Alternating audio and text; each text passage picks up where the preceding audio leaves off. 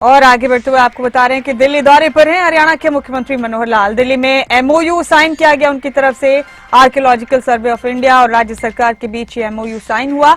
आपको बता दें कि अग्रोहा साइट के लिए एमओयू साइन हुआ है। मुख्यमंत्री की मौजूदगी में एमओयू साइन किया गया। हरियाणा विधानसभा के अध्यक्ष ज्ञानचंद गुप्ता भी इस दौरान मौजूद रहे। वहीं कैबिनेट मंत्री डॉक्टर कमल गुप्ता और बीजेपी के प्रदेश उपाध्यक्ष विपुल गोयल भी इस दौरान मौजूद रहे।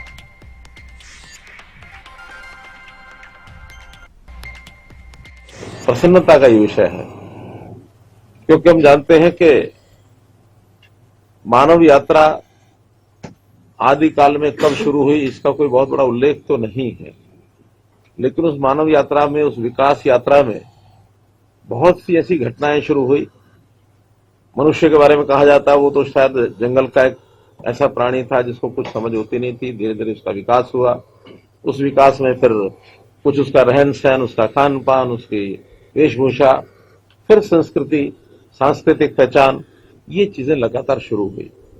अब ये कोई लाख वर्ष कहता है, कोई 2 लाख वर्ष कहता है, कोई 1000 वर्ष कहता है, 10,000 वर्ष, जितना भी कहेंगे, लेकिन इन सब की पहचान के लिए उस समय जितना प्राचीन समय में जो कुछ विकास हमारा हुआ, संस्कृतियों का हुआ, रहन सहन का हुआ, सभ्यता का हुआ, वो बीच बीच में लोप होता रहा।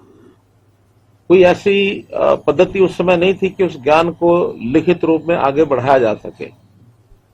कभी सुनते सुनते, यानी श्रवण की ताकत से श्रुतियां जो है आगे बढ़ती रही। अगली पीढ़ी को हम कुछ बता रहे हैं, वो अगली पीढ़ी को बता रहा, आगे पीढ़ी को बता रहे। बाद में एक समय ऐसा आया कि लेखन का काम शुरू हुआ, फिर लिखित में चीजें शुरू हुई। लिखित में शुरू हुई तब कुछ प्रमाण मिलने लगे कि किस अवसर में किस समय की एक कृति है, किस समय की सभ्यता है।